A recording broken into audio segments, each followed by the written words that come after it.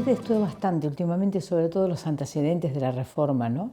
Y eso es importante decirlo en Tucumán, porque en Tucumán hubo importantes, no sé si movimientos, pero digamos, la actividad intelectual en Tucumán desde fines del siglo XIX, ¿no? Es decir, con el Colegio Sarmiento, con el Instituto de Estudios Históricos, es decir, con la Escuela Normal, el Colegio Nacional, ¿no? Realmente fue un centro que empezó a tener actividad intelectual muy temprano y yo creo que se pueden encontrar antecedentes del movimiento reformista, porque en general se concentró, los historiadores se concentraron en los hechos desde Córdoba hacia el resto de América Latina, ¿no?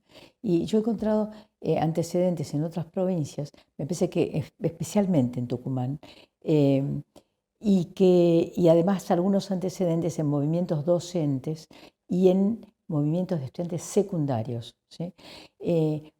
Incluso Manuel Gálvez, en una novela, de una de las tantas novelas que tiene Gálvez, él describe una escena de movimiento estudiantil que es como una toma de facultad y como una ocupación del espacio por los estudiantes, pero el libro está escrito en 1914.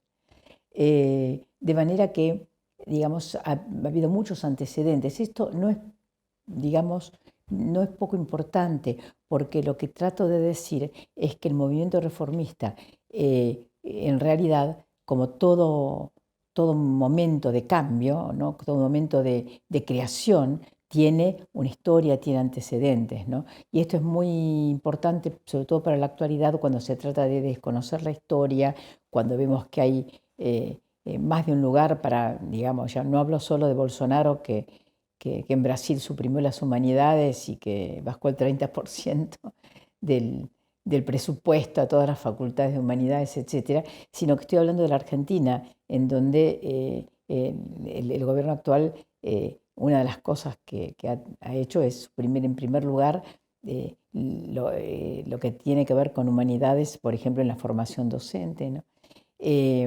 Entonces, en ese sentido es también la historia, ¿no? O sea, comerse la historia. Y el movimiento reformista estalla en Córdoba, es decir, con el enorme talento, ¿no? de gente como Diodoro Roca, que muy probablemente autor del Manifiesto Liminar, estalla como un grito latinoamericano, ¿no? Es muy interesante. Yo decía ayer en el breve discurso de agradecimiento, ¿no? del doctorado, decía que me había emocionado mucho cuando fuimos ayer, pasamos por la Casa Histórica, por la Casa de Tucumán, y que vimos que volvimos a leer el Acta de la Independencia, donde dice que se habla de la independencia de Sudamérica, ¿no? O sea, los congresales de Tucumán firmaron por Sudamérica, era su imagen, su imaginario de nación era Sudamérica, ¿no? Entonces, también en el 18, los congresales no, sino, digamos, los estudiantes del 18 y los docentes del 18, porque había docentes importantes ahí también, eh, Saúl Taborda, Gregorio Berman, etc. Para ellos era importante evocar América Latina. Las banderas del movimiento reformista, la libertad de cátedra, la autonomía universitaria, el cogobierno, si le sumamos la gratuidad universitaria que en el año 1949 establece el peronismo, nosotros ahí tenemos 4 banderas que no son simplemente consignas, sino que marcan los grandes problemas de la educación argentina, de la universidad argentina, de la educación superior en la Argentina, pero también son un programa, siguen siendo un programa. Sin ninguna duda, ningún régimen de tipo reformista se sostiene sin el cogobierno. El cogobierno es la garantía de una universidad donde hay libertad de cátedra. En cuanto a la autonomía, además el cogobierno, digamos, es indispensable, digamos, para que la universidad sea concebida como un régimen democrático, ¿no? Y representativo, realmente representativo. Por lo tanto, el movimiento estudiantil, el movimiento docente, el movimiento de los trabajadores de las universidades, digamos, es algo que creo que hay que cuidar mucho en el sentido de que se desarrolle, digamos, con la mayor libertad y con la mayor inteligencia posible, ¿no? Pero en cuanto a la autonomía, me parece que ahí hay que recalcar algo que el Consejo Interuniversitario Nacional ha dicho y ha recalcado en unos cuantos documentos, que es la autonomía responsable, porque en la Constitución, la reforma Constitución de 1994, yo fui constituyente, y ahí hubo una discusión muy fuerte sobre si debía ponerse en la Constitución universidad autónoma o autónoma y autárquica, ¿no? Bueno, yo voté porque fue autónoma, no autónoma y autárquica, y perdimos. ¿Por qué esta discusión? No era una discusión simplemente, digamos, de vocablos, sino que el término autarquía le da un estatus que en la época del neoliberalismo permite, es decir, que en muchas universidades públicas, ¿sí?, pueden hacer acuerdos de mercantilización y comercialización de la educación.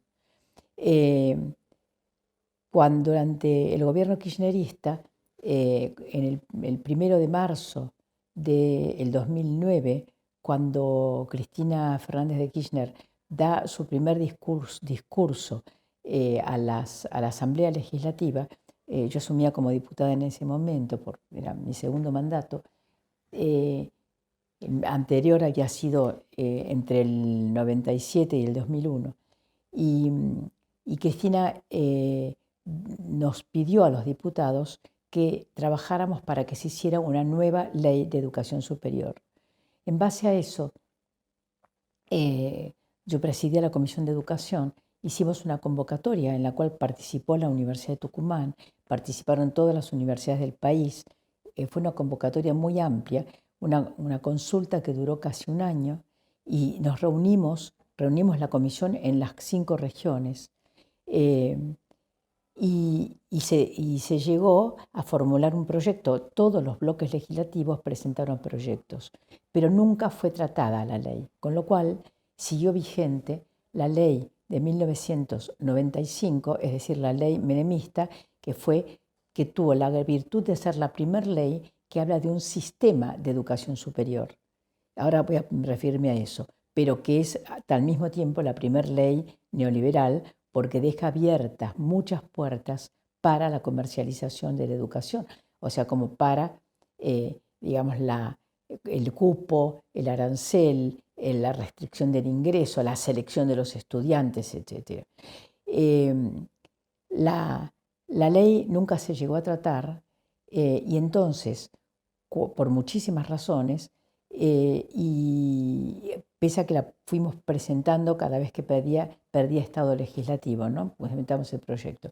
Llegado el año 2015, lo que hicimos fue yo presenté una modificatoria de la Ley de Educación Superior, que fue aprobada, que es ley, el 15 de noviembre del 2015.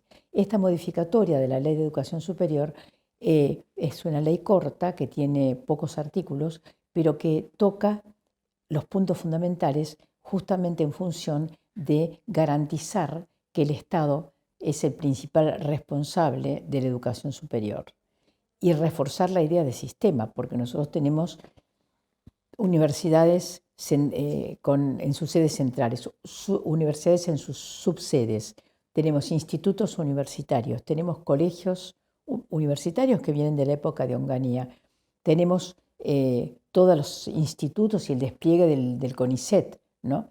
Lo cual no está mal, o sea, no está mal que haya instituciones distintas. Lo que está mal es que no haya una legislación que las vincule y que realmente las constituya en un sistema, ¿no?